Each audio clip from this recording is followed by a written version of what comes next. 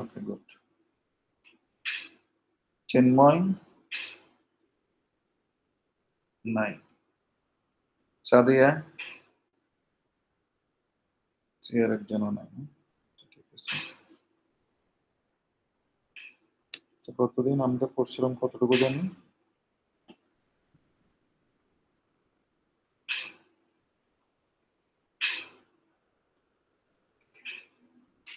এটুকু পড়ছি মনে হয় না, এরপরেই তো এখান থেকে শুরু করলাম।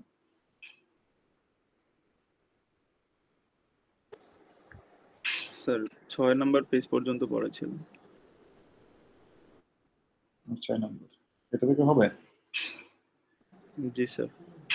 হ্যাঁ, এটাতেই একটু মনে ডিসকাস করছিলাম আমরা, অর্থাৎ যে কোনো একটা প্রবলেম আমরা অপটিমাইজ করব কিভাবে, এটাকে ফর্মুলেট করব কিভাবে। হ্যাঁ,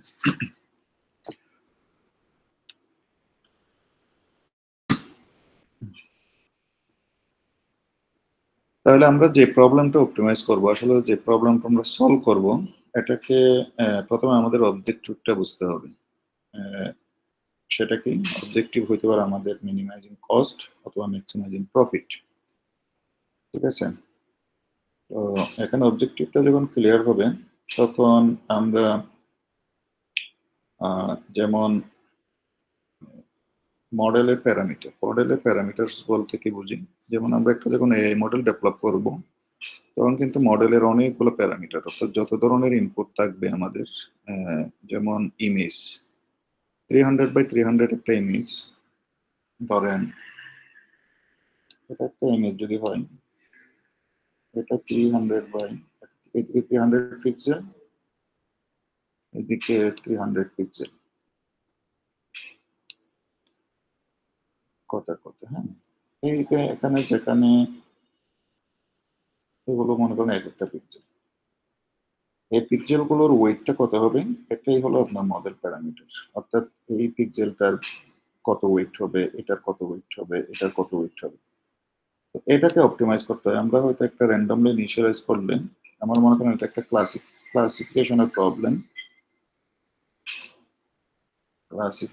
প্রবলেম, তখন আমার অ্যাকুরেসিটা বাড়াইতে হবে। আমার এখানে হলো অ্যাকুরেসি, কথার কথা, অ্যাকুরেসি যদি আমার বাড়াইতে হয়, তো যখন মনে করেন আমার এখানে একটা র্যান্ডম ইনিশিয়ালাইজেশনের কারণে আমার অ্যাকুরেসি আসলে মনে করেন কথার কথা 60%। আমার গোল কি? এটাকে 100% করা। হয়তো রিয়েল লাইফে আমি 100% করতে পারবো না, বাট আমি যদি এগুলোকে টিউনিং করি, মডেল প্যারামিটারগুলো যদি টিউনিং করি, সেক্ষেত্রে এটা হয়তো আমার 90-95 পর্যন্ত যেতে পারে, একটা যদি ওয়েল অর্গানাইজড বা খুব ভালোভাবে অর্গানাইজ করা একটা প্রবলেম হয়। তো এগুলো হলো এই প্রথমে আমাদের ইনিশিয়াল স্টেপ থাকবে, সেগুলো থেকে আমরা আস্তে আস্তে মডেল প্যারামিটারগুলো আস্তে আস্তে কি করবো, অপটিমাইজ করবো। এখানে মিনিমাইজ কস্ট মানে এখানে হয়তো ক্লাসিফিকেশন প্রবলেমের ক্ষেত্রে আমার কি হবে, এখানে লসটা কমানো, অ্যাকুরেসিটা বাড়ানো। আপনি যেটাই, হ্যাঁ চিন্ময় জয়েন হচ্ছে, জয়েন রিকোয়েস্ট দিছে। আমি কি পাচ্ছি না?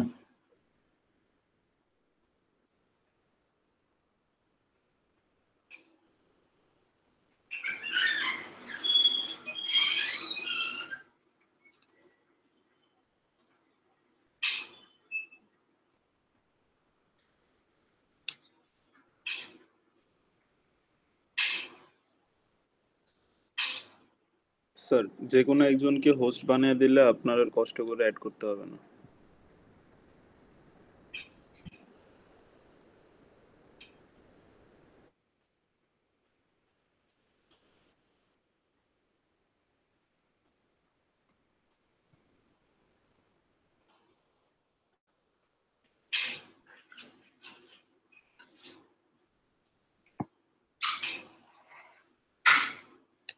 আমি আইপ্যাডে মনে হয় একটু প্রবলেম ফেস করতেছি।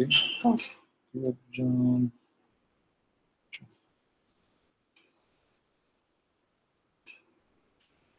চিন্ময়, আপনাকে আমি ওই কো-হোস্ট করলাম, আপনি তাহলে একটু অ্যাড করে নিন। হ্যাঁ, জি স্যার, আমি সবাইকে অ্যাড করে নিচ্ছি।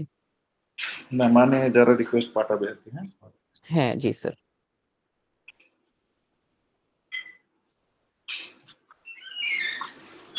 আচ্ছা, সোফা ক্লিয়ার কিনা? তো এখন নাম্বার 3 হলো ফিটনেস ফাংশন। ফিটনেস ফাংশনটা কি? আপনি এই যে মডেল প্যারামিটারগুলো চেঞ্জ করলেন অথবা কোন একটা ফাংশন লিখলেন, আমি আগে একটু উদাহরণ হিসেবে দিয়েছিলাম function of x equals to x square. এটা হয়তো একটা খুব সিম্পল ফর্মের ফাংশন, কিন্তু আমার তো প্যারামিটার কতগুলো এখানে দেখেন। এখানে এক্স এক্স এক্স ওয়ান বা x one x two x one, এটা x one x two x three x four, এবার কিন্তু 300/300 মানে কত? 9, প্রায় এখানে হলো কথা কথা 90,000 প্যারামিটার ফর মাই এক্সাম্পল। তো এখন এতগুলো প্যারামিটারের মনে করেন আপনার ভ্যালুটা চেঞ্জ করা, একটা এটা হয়তো একটা সিম্পল ফর্মের হবে না, এখানে জাস্ট একটা,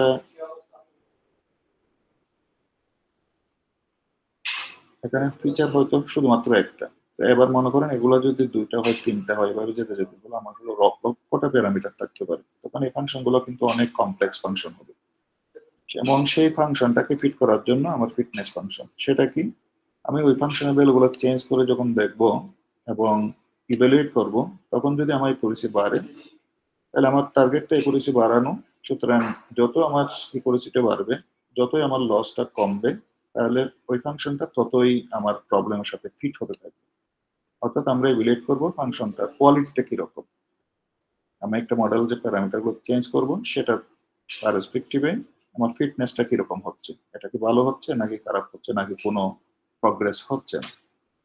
তো এখন এই ফিটনেস ফাংশনগুলো বা এই প্রবলেমটা সলভ করার জন্য আমাদের কিছু অপটিমাইজেশন অ্যালগরিদম লাগবে। সেগুলো কোনগুলো?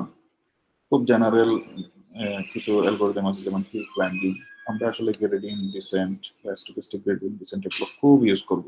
বিশেষ করে এই দুইটা জিনিস ফ্রিকুয়েন্টলি আসলে যে কোনো প্রবলেম, এর যে কোনো প্রবলেম, মেশিন লার্নিং এর যে কোনো প্রবলেম বা ডিপ লার্নিং যে কোনো প্রবলেম সলভ করার জন্য আমরা এই অ্যালগরিদমগুলো ইউজ করব মিনিমাম। অ্যাটলিস্ট আপনাকে আসলে gradient descent, statistic gradient descent এগুলো কিন্তু খুব ভালোভাবে জানতে হবে। এই হলো ব্যাপার। তাহলে এই 4টা ব্যাপার আমরা বুঝলাম। প্রথমে আমি প্রবলেমটা ডিফাইন করলাম, আসলে প্রবলেমটা কি, আমাদের গোলটা কি, এখানে আমাদের অবজেক্টিভটা কি, আমরা কি এখানে মিনিমাইজ করব কিছু নাকি ম্যাক্সিমাইজ করব। যেমন একুরেসির ক্ষেত্রে আমাদের ম্যাক্সিমাইজ করতে হবে, লসের ক্ষেত্রে আমাদের মিনিমাইজ করতে হবে। আর আমার স্টেটটা, সলিউশনটার স্টেটটা, প্রথম স্টেটটা কি, আমার কিছু র্যান্ডম ভ্যালু থাকবে, সেগুলোকে আমাদেরকে অপটিমাইজ করতে হবে। এখন এই অপটিমাইজ করার ওয়েটা কি? বিভিন্ন অ্যালগরিদম আছে অপটিমাইজেশনের, সেগুলো আমরা ইউজ করব। সেগুলো ইউজ করতে গিয়ে করার পর প্রতিটা স্টেপেই কিন্তু আমরা ইভ্যালুয়েট করে দেখবো যে আসলে আমাদের সলিউশনটা কিরকম অবস্থায় আছে, এটা কি আমাদের অবজেক্টিভের দিকে যাচ্ছে নাকি অবজেক্টিভের উপর নিচের দিকে যাচ্ছে। ঠিক আছে, সোফার ক্লিয়ার কিনা সবার? জি স্যার। কারো কোনো কোয়েশ্চেন থাকলে একটু হ্যান্ড রেজ করেন প্লিজ, কারণ এগুলো এই ফাউন্ডেশন গুলো না বুঝলে কিন্তু এগুলো পরবর্তীতে তো মনে করেন আমরা শুধু এক লাইনেই লিখে ফেলবো এগুলো।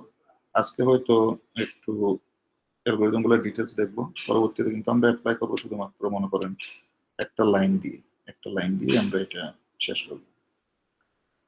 তো হিল ক্লাইম্বিং অ্যালগরিদম এটা কি? এটা টু সাম এক্সটেন্ট এটা হলো লোকাল সার্চ অ্যালগরিদম। আমি বারবার এই উদাহরণটা দিচ্ছি আপনাদের। Function of x equals to x square. তাহলে এটার এই ফাংশনটা ছিল মূলত এরকম অনেকটা,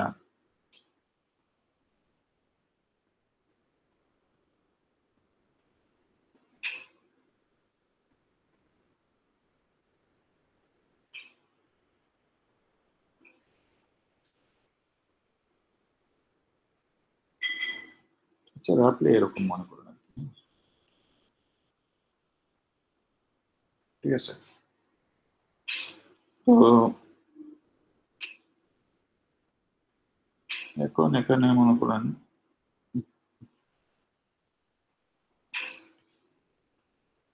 এই পজিশনটা হলো আমার 0 0, 0-র জন্য 0, 1 2 3 4, -1 -2 -3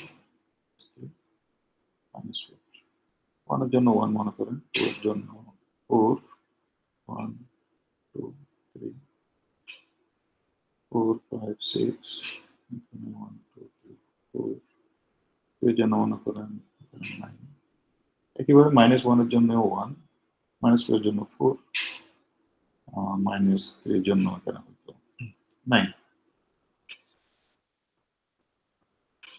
ঠিক আছে। তো এখন মনে করেন আপনাদের আমার -1 এর জন্য আমরা যদি এটাকে 2 ডিমেনশনে করি, এটাও অনেকটা 2 ডিমেনশনে, কিন্তু আমরা যদি লসটা যদি এখানে হিসাব করি, কথার কথা 2 ডিমেনশনে আমরা একদম ফ্ল্যাট লসটা হিসাব করতেছি। তো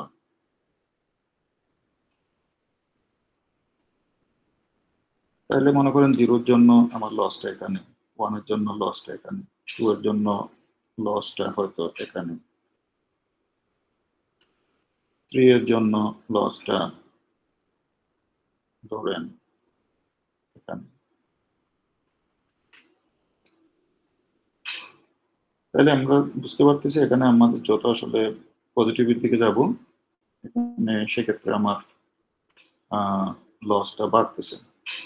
একইভাবে যদি আমরা এটা মাইনাসের জন্য হিসাব করি, তাহলে 0 এর জন্য এখানে, -1 এর জন্য হয়তো এখানে, -2 এর জন্য এখানে। এভাবে একটা হলো গ্রাফ, আপনার গ্রাফ আমরা এভাবে একটা গ্রাফ জেনারেট করতে পারি। এখন কথা হলো আপনার ইনিশিয়াল স্টেটে যদি এই গ্রাফটা মনে করেন লস ফাংশনটা ইভ্যালুয়েশনের পরে দেখতেছেন এখানে, কথার কথা এটা x = 2 এর জন্য লসটা এইটা, এই স্টেটে আপনি আছেন। এখন কোন দিকে আপনি মুভ করবেন? তো হয়তো আপনি এটাতেও যেতে পারেন অথবা এটাতেও আসতে পারেন। এখন আমরা কোন দিকে যাব?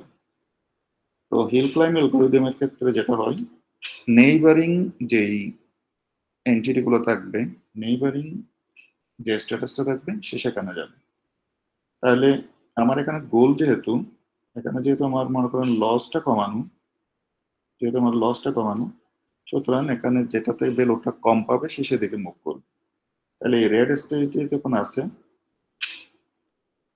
এই স্টেপে যখন আসে, সে যখন নেক্সট স্টেপে যাবে, যেমন ধরুন x = যদি আমরা 3 দিই, একটা ফাংশন অফ x হয়তো আপনার বাড়তেছে 9, আর x = যখন 1 দিই, ইনিশিয়াল ছিল x = 2, ফাংশন অফ x = 1। তাহলে নেক্সট মুভটা কোন দিকে হবে তার? নেক্সট মুভটা কি এদিকে হবে নাকি এদিকে হবে?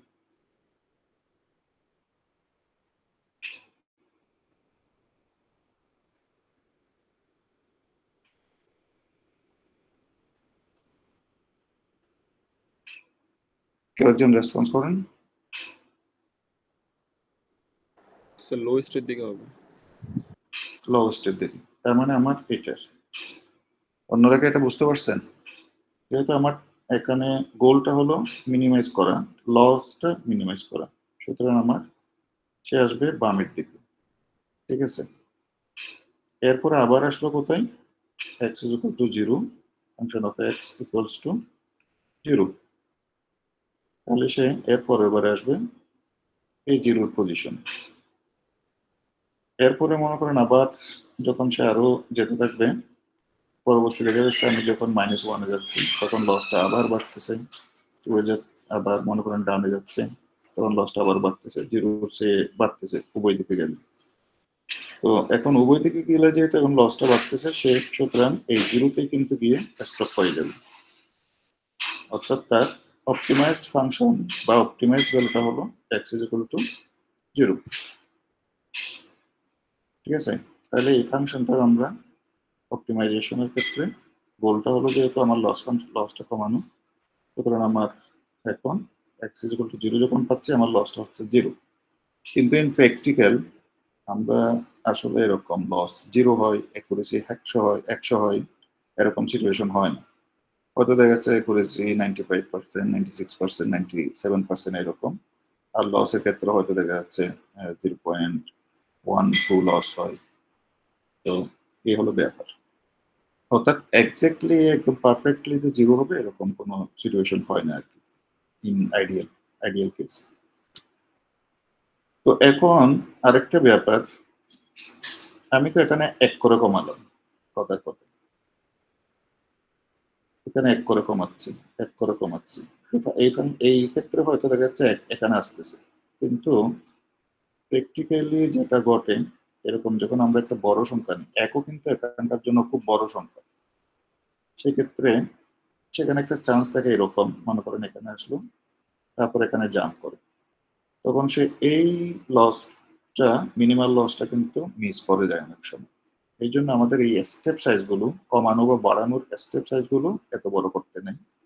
সাধারণত আমরা এটা মনে করেন 0.01 করে বাড়ালাম, অথবা 0.01 করে কমালাম। তাহলে কি হবে, x ইজ ইকুয়াল টু যদি 2 দিয়ে শুরু করি, আমার পরবর্তী স্টেপটা হবে হয়তো 0.201, এবং এটা মনে করেন রাইট সাইডে, আর লেফট সাইডে হইতে পারে এরকম 1.99, এটা 2. এরপরে মনে করেন 2.02 হইতে পারে, আর এটা হতে পারে 1.98, 1.97, এভাবে আস্তে আস্তে কমে যাবে। তো এটা আমরা চাইলে হয়তো এই ক্ষেত্রে মনে করেন আমরা এইভাবে এইভাবে এইভাবে এইভাবে আসতে পারি। খুব সম্ভাবনা বেশি থাকে আমরা মনে করেন এগুলো মিস করব না, যদি আমরা একটা আইডিয়ালি একটা দৌড়ি এরকম একটা figure। তো এটা খুব বেশি বড় হইতে পারবে না। আর মনে করেন এটা 0.01 না দিয়ে আমরা 0.001 দিলাম, তখন এটা আসলে অনেক ক্ষুদ্র হয়ে যায়। সেক্ষেত্রে আমার মনে হয় কনভার্জেন্স রেটটা প্রবলেমটা কনভার্স হইতে মনে করেন অনেক সময় নেবে। এটাও আমার কিন্তু রিসোর্সের জন্য খুব খারাপ। তো স্টেপ সাইজটা অলওয়েজ একটা ট্রেড অফ করতে হবে, সেটা হলো খুব বেশি বড়ও নেওয়া যাবে না, খুব বেশি ছোটও নেওয়া যাবে না। এটাও clear?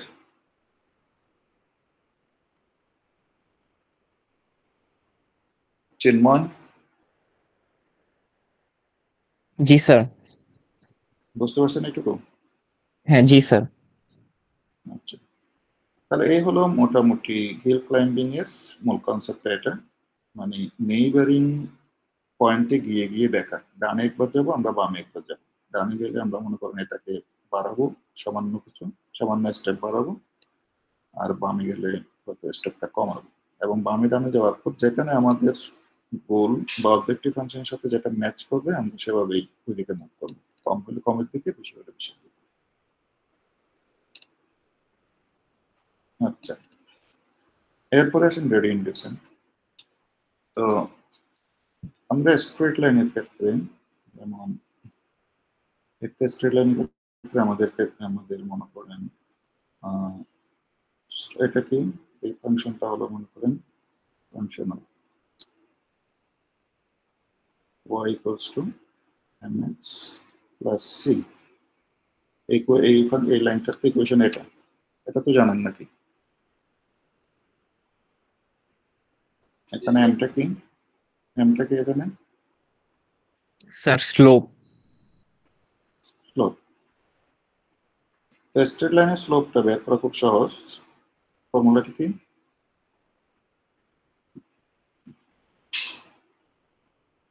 y2 minus y1 divided by x2 minus x1. এটাই তো না, তাই তো? Sir x2 minus x1. হ্যাঁ, অর্থাৎ এটা হলো মূলত রাইজ বাই রান, তাই না?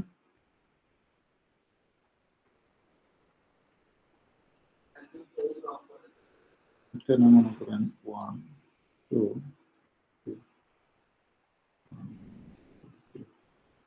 তো আমার কতটুকু ঘরের দিকে যাচ্ছে ডিভাইডেড বাই কতটুকু এদিকে সাইডে যাচ্ছে কেন একটা ভ্যালু। স্ট্রেট লাইনের ক্ষেত্রে এটা কিন্তু বের করা খুব সহজ। তো টু সাম এক্সটেন্ট এই স্লোপটাই হলো আপনার এখানকার গ্রেডিয়েন্ট। আচ্ছা, আমি আপাতত স্লোপই বলি। তো এটা তো স্ট্রেট লাইনের ক্ষেত্রে আপনি এই স্লোপটা যেভাবে বের করতে পারতেছেন, কিন্তু আমরা একটু আগে যেটা দেখলাম কথার কথা, এই যে কার্ভ লাইন, এইটার স্লোপটা বের করবেন কিভাবে?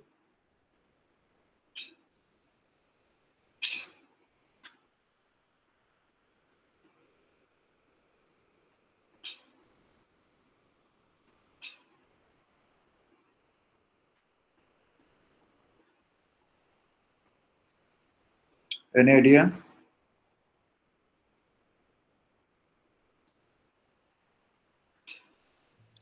স্যার এটার জন্য সম্ভবত ক্যালকুলাস লাগবে। ভেরি গুড, এর জন্য ক্যালকুলাস লাগবে। ক্যালকুলাসের কোন পার্টটা লাগবে? স্যার ডেরিভেটিভ লাগবে স্যার। ভেরি গুড, ডেরিভেটিভ লাগবে। কারণ তো স্ট্রেট লাইনে এটা আসলে বোঝা যাচ্ছে ইজিভাবে। আমার দুটো পয়েন্ট এখানে এই যে 1 থেকে 2 তে যাচ্ছে, তারপর এখানে কতটুকু আমার অ্যাঙ্গেল ক্রিয়েট হলো এটা বোঝা যাচ্ছে। কিন্তু তো এটাও তো একটা চেঞ্জ, এই পজিশন 1 থেকে পজিশন মনে করেন এ থেকে বি তে গেলে ও কিরকম চেঞ্জ হচ্ছে এটা স্ট্রেট লাইনের মধ্যে বোঝা যাচ্ছে। কিন্তু এটা যখন একটা বক্ররেখা তখন এটা আমাদের আসলে এভাবে মেজার করা যায়। তো কিন্তু আমরা বক্ররেখাগুলো যদি অন্যভাবে চিন্তা করি, কথার কথা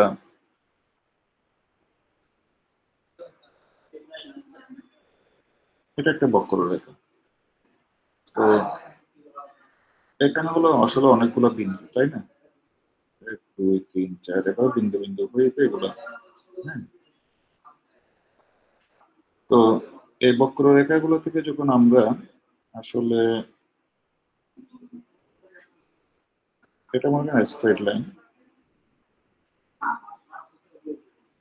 তো এটা বোঝা যাচ্ছে এই লাইন গুলো একটা একটার সাথে স্ট্রেটলি কানেক্টেড আছে, কিন্তু এখানে এটা এই কেসটা নেই, এখানে হলো একটু বক্রভাবে আছে।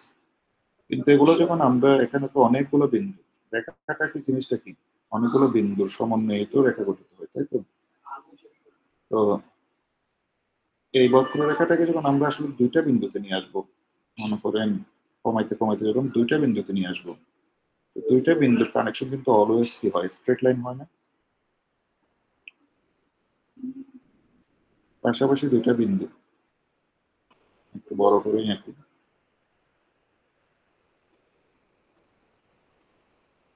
মনে করেন একটা পয়েন্ট, এই আরেকটা পয়েন্ট, এই দুইটা পয়েন্টের যখন কানেকশন বা পরপর যখন আছে, তো এটাকে যখন আমরা রেখা হিসেবে দেব, তখন এটাকে স্ট্রেট নাকি বক্ররেখা?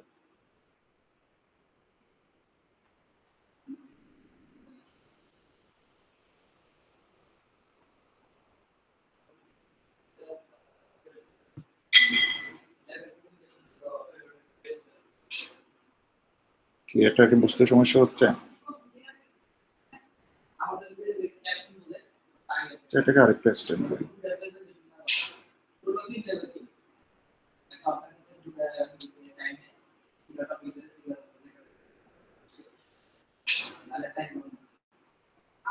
ঠিক আছে, এখন এটা তো বোঝাই যাচ্ছে এটা একটা বক্ররেখার দিকে যাচ্ছে। এটা আমার স্ট্রেট হলে হয়তো এভাবে যায়, হ্যাঁ। তো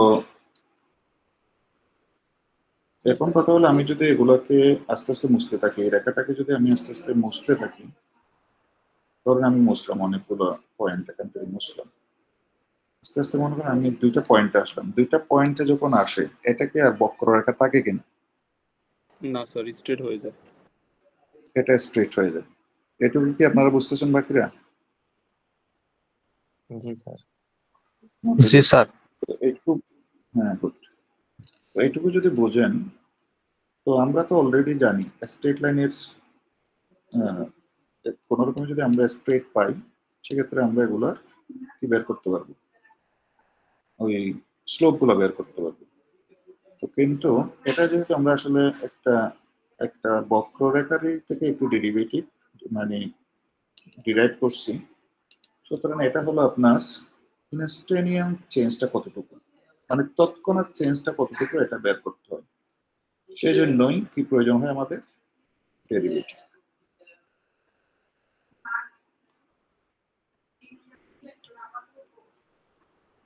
ঠিক আছে, তো সাম কাইন্ড অফ পিডিএক্স, কথার কথা ডেরিভেটিভ।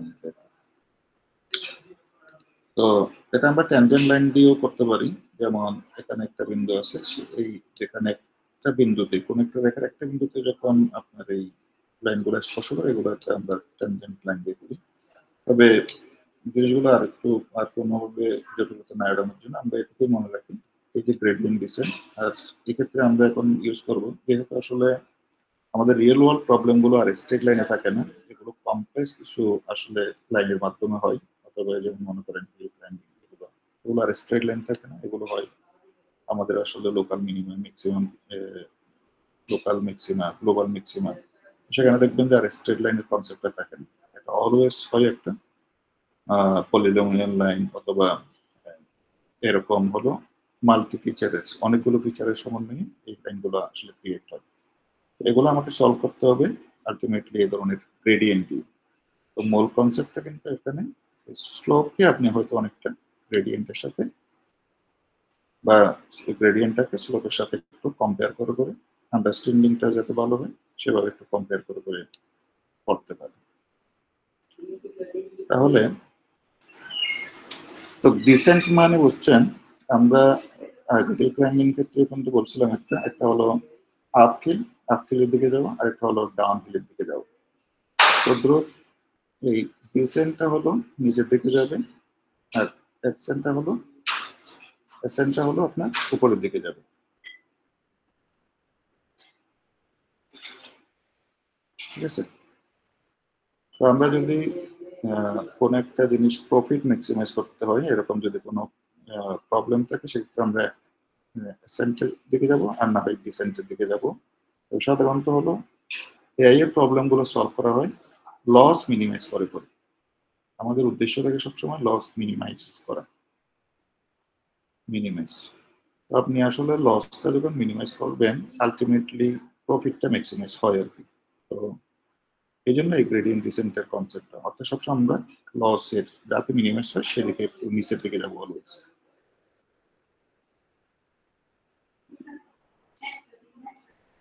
তো iteratively moves the direction of negative gradient. তাহলে গ্রেডিয়েন্ট যদি আমরা সাধারণত কিছু যদি না বলি, সেটা হলো আমার এক্সেন্টের দিকে যাচ্ছে। তো এখন যেহেতু এটাকে আমাদের লস ওয়ান, সুতরাং আমরা একটা নেগেটিভ গ্রেডিয়েন্ট দিকে যাব, এবং সেটা ডিসেন্ট ফাংশন, মানে ডিসেন্ট ফাংশনালিটিটা আমরা এখানে ইউজ করব। আর এখানে একটা কথা আছে, আমরা জিনিসটা ইউজ করবো কিন্তু এন্টায়ার ডেটা সেটে। এটা কি?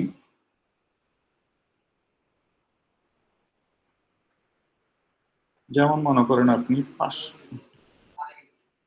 500টা ইমেজ আছে, মনে করেন 500টা ইমেজ, প্রথম কথা এক ইমেজ আছে 250, ডগ ইমেজ আছে মনে করেন 250। তাহলে এই 500টা 250টা ঠিকঠাক মতো ক্লাসিফাই করা, এই ডগ ইমেজকে ক্লাসিফাই করা ঠিকঠাক মতো, এটা হলো আমাদের গোল। মানে একুরেসিতে এখানে বাড়ানো, ধরেন আমাদের একুরেসি করতে হবে 100%, অথবা নির্ধারণ করতে আমাদের 95%। তো হিল ক্লাইম্বের ক্ষেত্রে কি হয়েছিল, আমরা নিয়ারেস্ট নাইবার গুলো জাস্ট দুই পাশে দুই নাইবার এটা আর এটা কম্পেয়ার করবে, কিন্তু আমি ডিসিশন নিচ্ছি যে আমি ডানে যাব নাকি বামে যাব। কিন্তু এই গ্রেডিয়েন্ট ডিসেন্টের ক্ষেত্রে আমার শুধু একটা পয়েন্ট না, আমার যদি ইমেজটাকে 500টা, তাহলে আমি পুরো 500টাকেই চেক করব। এটা এই জন্য বলা হচ্ছে এন্টায়ার ডেটা সেট। আর মেশিন লার্নিং এর ভাষায় এই জিনিসটাকে বলা হয় একটা ইপক। একটা ইপক মানে হলো যতগুলো ইমেজ থাকবে বা যতগুলো ডেটা পয়েন্ট থাকবে সবগুলোকে চেক করার পরে সবগুলো শেষ হলে, এই যে একটা প্রক্রিয়া শেষ হলো, সেটা হলো এন্টায়ার ডেটা সেট, সেটা হলো একটা ইপক। তো এরকম আমাদের আসলে অনেক ইপক হয়তো হইতে পারে হয়তো 100 ইপক হইতে পারে। তারপরে আমরা বুঝতে পারি, যেমন একটা ইপক শেষ হলে দেখবো যে আমরা আসলে আমাদের লসটা কোন দিকে গেলে মিনিমাইজ হচ্ছে, কোন দিকে আমার যে কোন ভ্যালুগুলো চেঞ্জ করতে হচ্ছে। আমি একটু আগে বললাম একটা ইমেজের মনে করেন 300/300, এই যে 300/300 যে ফিচারগুলো আছে, প্রতিটা পয়েন্টের জন্য, প্রতিটা পিক্সেলের জন্য আমরা আসলে একটা ওয়েট নির্ধারণ করব, মানে এই পিক্সেলটা বেশি গুরুত্বপূর্ণ নাকি এই পিক্সেলটা বেশি গুরুত্বপূর্ণ। আপনারা দেখবেন যে যে কোনো কিছু যদি ইমেজ নেন, হয়তো দেখা যাচ্ছে আমাদের ডগের ইমেজটা এই জায়গায় আছে, তো বাকি এই জায়গাগুলো হয়তো আমার আসলে কি ব্যাকগ্রাউন্ড, তো এই জায়গাগুলো আমাদের কিন্তু খুব বেশি ইম্পর্টেন্স বহন করে না। তো এটার ওয়েটটা হবে হয়তো জিরোর কাছাকাছি, কিন্তু এই পার্টটার ওয়েটটা হবে হয়তো ধরেন 0.15, 0.45 এরকম। যেখানে মূল যে টার্গেটটা থাকবে সেখানে ওয়েটটা হবে বেশি, যেখানে ব্যাকগ্রাউন্ড থাকবে সেখানে হবে ওয়েটটা কম। তো এগুলো হলো আমরা এই যে প্রতিটা ইপক দিই, একটা ইপক মানে হলো টোটাল এন্টায়ার ডেটা সেটটাকে আমরা কি করবো যেহেতু দেখবো। তো এভাবে আমাদের বিভিন্ন ইপক যখন যাবে আস্তে আস্তে এই জিনিসগুলো ভ্যালুগুলো কিন্তু এই যে ওয়েট ভ্যালুগুলো কিন্তু রিফাইন হতে থাকবে, অপটিমাইজ হতে থাকবে। আর সেই অপটিমাইজেশনটা কাজটা করবে এই রাত্রে এটুকু ক্লিয়ার সবার?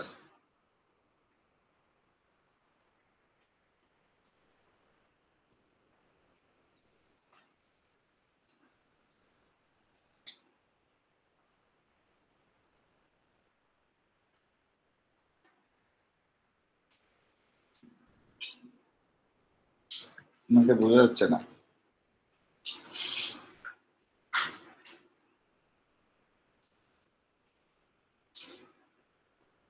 এখন মনে করেন আমাদের অবজেক্টিভ ফাংশনটা আমরা একটা পলিনোমিয়াল লাইন মনে করেন একটু এরকম একটা লাইন করবো, অর্থাৎ এটা আর স্ট্রেট নেই। সেক্ষেত্রে আমাদের এই আমরা তো হিল ক্লাইম্বিং অ্যালগরিদম দিয়ে আমরা এটাকে করতে পারবো না। সেক্ষেত্রে আমাদের আসলে ডেরিভেটিভ লাগবে, গ্রেডিয়েন্ট ডিসেন্ট লাগবে। তো এগুলো আমরা সলভ করবো কিভাবে? এই গ্রেডিয়েন্ট ডিসেন্টের অ্যালগরিদম। তো এখানে ছিল আপনার লোকালি একটা, অর্থাৎ পাশাপাশি যে পয়েন্টগুলো ছিল সেখানে আমি কম্পেয়ার করছি। কিন্তু এক্ষেত্রে হলো এন্টায়ার ডেটা সেট, আমার যতটা ইমেজ থাকবে বা যতটা ডেটা পয়েন্ট থাকবে সবগুলোকে একবার চেক করার পরেই আমি ডিসিশন নেব যে আমি আসলে কোথায় চেঞ্জটা করব।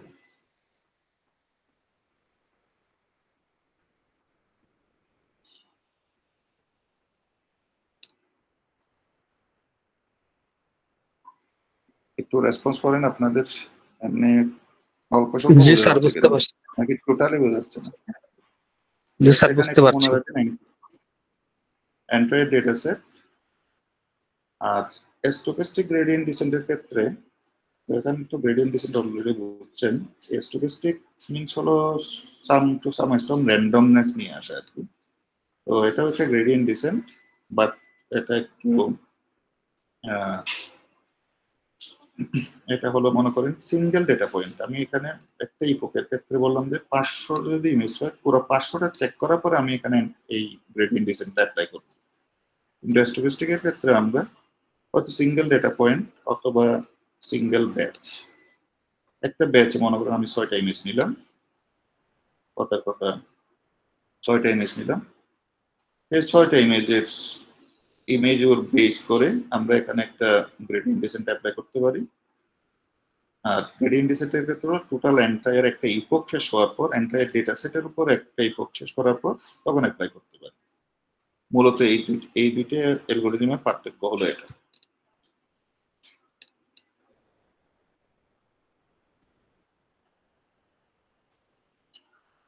তো গ্রেডিয়েন্ট ডিসেন্টের ক্ষেত্রে তো এটাও হলো যেমন মনে করেন এদিকে যাচ্ছে যাচ্ছে যাচ্ছে যাচ্ছে যাচ্ছে যাচ্ছে, তো এখন আমার আবার নামতেছে। তো নামার ক্ষেত্রে মনে করেন এখানে একমুখী, এটা হয়তো আবারও কিন্তু লোকাল মিনিমাম চেষ্টা হয়ে যেতে পারে গ্রেডিয়েন্ট ডিসেন্টের যেটা সমস্যা। আর স্ট্যাটিস্টিক গ্রেডিয়েন্ট ক্ষেত্রে যেমন আমার যদি আসলে এখানে মনে করেন মূল গ্রেডিয়েন্ট ডিসেন্ট যেটা বললাম সে হয়তো এখানে স্টাক হয়ে যেতে পারে, কিন্তু স্ট্যাটিস্টিক গ্রেডিয়েন্ট ডিসেন্ট যদি আমরা অ্যাপ্লাই করি সে র্যান্ডমটা যেহেতু ইনিশিয়ালাইজ করে, সে মনে করেন প্রথমে এখানে ইনিশিয়ালাইজ করলো প্রথমবারে প্রথম ডাটা পয়েন্টে, দ্বিতীয় ডাটা পয়েন্টে হয়তো এখানে ইনিশিয়ালাইজ করলো। তো সেখানে একটা গুড চান্স থাকে এরকম সে লোকাল লোকাল মিনিমাই স্টার্ট না হয়ে হয়তো গ্লোবাল মিনিমাই চলে যেতে পারে। এই জন্য র্যান্ডমনেসের সুবিধা হলো সেটা। ঠিক আছে, রাফলি এইটুকু একটু বেসিক কনসেপ্টটা মাথায় ঢুকছে কিনা দেখেন। জি স্যার। শরীফ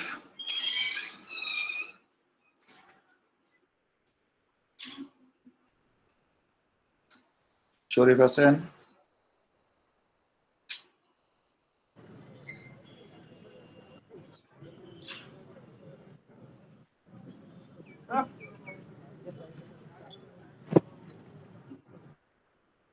একটু বোঝা যাচ্ছে? স্যার ফাহিম? জি স্যার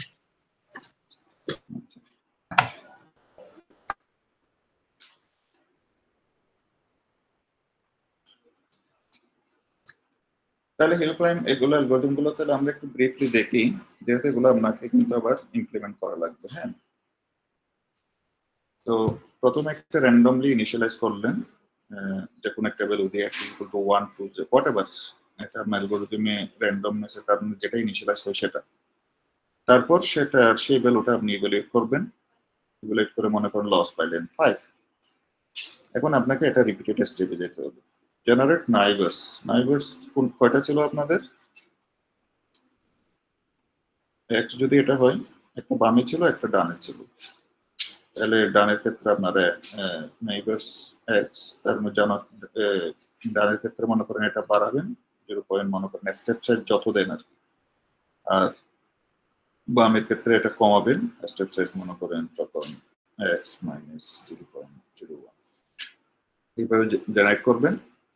তো এখানে তাহলে আমরা দুইটা পাইলাম, একটা লেফট থেকে পাইলাম আর একটা হলো রাইট থেকে পাইলাম, এবং সেগুলো আপনি ইভ্যালুয়েট করতে থাকবেন।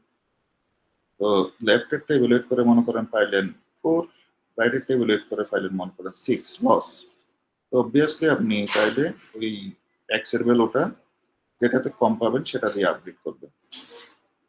ঠিক আছে, কোন নাইবারটা এখন বেস্ট সেটা বের করলেন, আর যদি সেই কোন একটা নাইবার যদি আগেরটা থেকে যদি ভালো হয়, মানে ইভ্যালুয়েট ফাংশন দিয়ে যদি দেখেন যে সেটা ভালো, সেক্ষেত্রে সেটা আপডেট করে দিবেন এক্স। এভাবে আসলে এই রিপিটেশনের মধ্যে এই একটা ফর লুপ বা হোয়াইল লুপের মধ্যে ফেললে এটা আলটিমেটলি মানে একটা অপটিমাইজ সলিউশনের দিকে যাবে আর কি। বুঝতে পারছি এটুকু? জি স্যার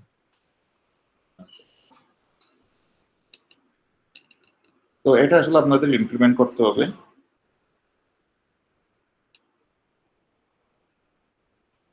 আমি এখানে একটা স্যাম্পল ফাংশন দিলাম, এটাকে মিনিমাইজ করতে গেলে কি করতে হবে সেটা। এখানে যদিও আমি স্টেপটা 0.5 করে দেখিয়েছি, কিন্তু আপনারা স্টেপগুলো আরো ছোট নিবেন, কারণ এটাও কিন্তু মেশিন লার্নিং অ্যালগরিদমের জন্য এই স্টেপটা অনেক বড় একটা স্টেপ। 2 থেকে আপনার দেখতে হবে 2.01, 2.02 এভাবে, অথবা এদিকে যদি হয় 1.99, 1.98 এভাবে কথা কথা। সুতরাং এভাবে যদি দেখেন যে যেখানে আপনার লসটা মিনিমাইজ, যতক্ষণ মিনিমাইজ হতে থাকে ততক্ষণ আপনি এই জিনিসগুলোকে রান করতে থাকবেন।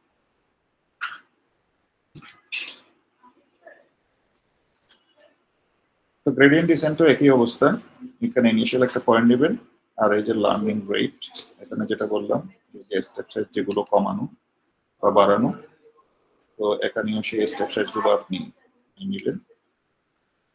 তারপর এখানে এই ক্ষেত্রে হলো আপনার গ্রেডিয়েন্টটা বের করলেন ডেরিভেটিভের মাধ্যমে, তারপর দেখলেন যে আসলে এটা সেই, তারপর এটা আপডেট করবেন প্রতিটা পয়েন্টের জন্য। যদি আগেরটা চেয়ে এটার কমতে থাকে তাহলে যতক্ষণ পর্যন্ত আপনার এটা কমতে থাকবে এটা আপনি আগাতে থাকবেন, এক কথায় এটা কনভার্স হবে। তো এখানে বেসিক্যালি হলো একটা ডেরিভেটিভ এই কনসেপ্টটা থাকতে হবে আপনাকে, আর এই যে আলফা, আলফা মানে হলো আপনার স্টেপ সাইজটা কিরকম, আপনি এটা কি বড় বড় স্টেপ দিবেন নাকি ছোট ছোট স্টেপ দিবেন নাকি ব্যালেন্স করবেন। তো এখানে হলো এটা হবে সেটা। ঠিক আছে,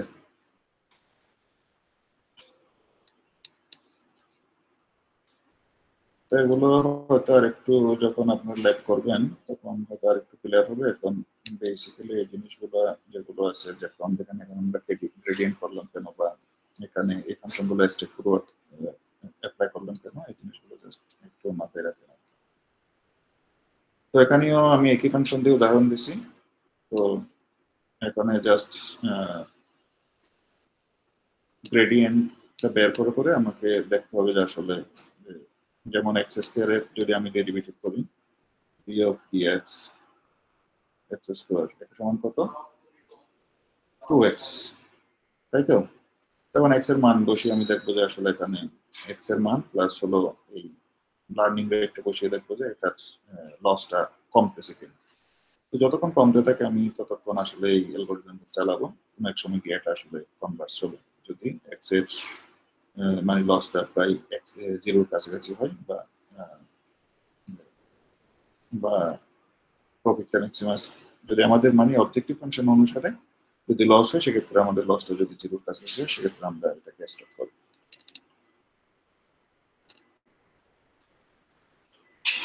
এখানে একটা এক্সাম্পল দিয়েছে আসলে, প্রথমে শুরু করলেন 3 দিয়ে, আর স্টেপ সাইজ একটু এখানে বড় নিচে দ্রুত করার জন্য। স্যার এগুলো কি ম্যাথ থাকবে? না, ম্যাথ থাকবে না।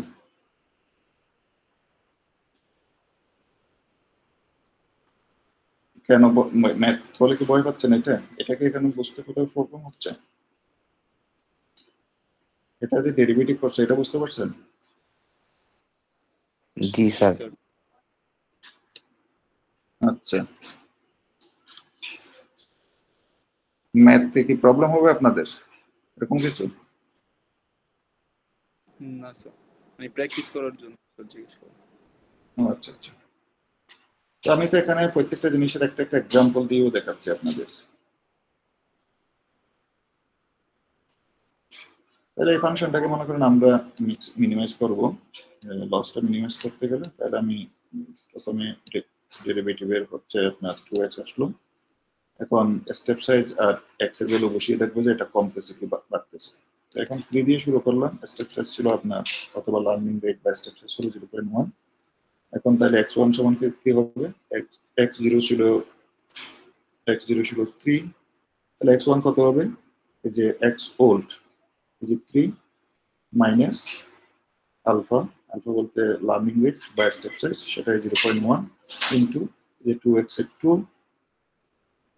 2, তারপর এই x এর 3, x এর ভ্যালু, এটা এই যে আলফার মান, এটা x ওল্ড। এখানে আমি পাচ্ছি কত? 2.4।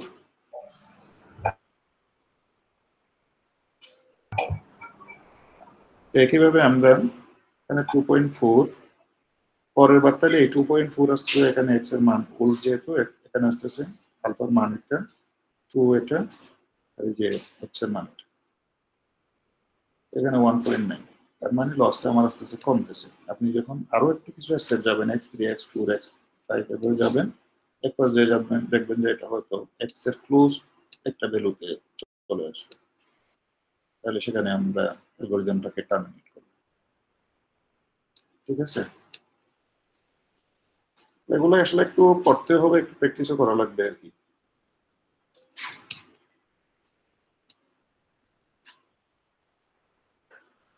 তো এখানে অ্যালগরিদম আসলে কোনটা ইউজ করবো সেটা এখানে কিছু আমি এক্সাম্পল হিসেবে দিচ্ছি।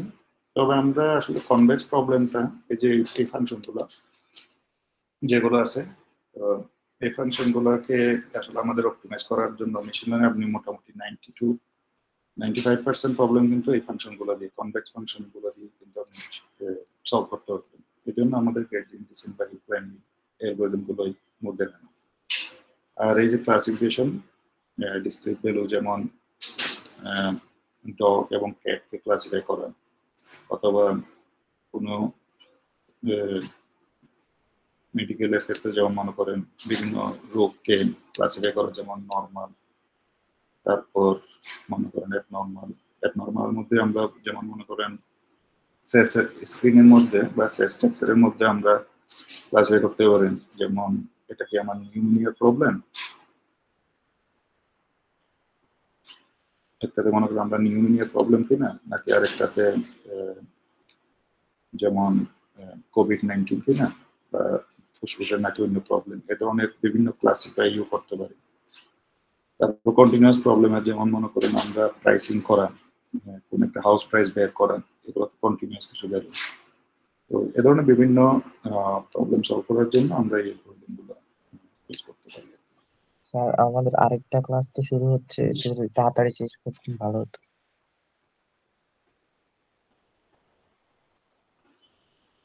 40-এ শেষ না? জি স্যার এখন 41 ভাগ। আচ্ছা ঠিক আছে। তো আমাদের আসলে এইটুকুই, এখানে আর তেমন কিছু নাই, এগুলো একটু দেখবেন, এগুলো অলরেডি ডিসকাস করে দিয়ে দিছি। তো এটা শেষ করবেন আর কি। স্যার আজকে কি ল্যাব ক্লাস নেবেন? ক্লাস নেব, ওই সময়ই নেব, সেখানে আমরা এই যে ক্লাইম্বিংটা দেখবো আর কি। এই এগুলো যেগুলো দেখছি সেগুলো একটু দেখবেন। তাহলে একটু অ্যাটেন্ডেন্সটা দেন।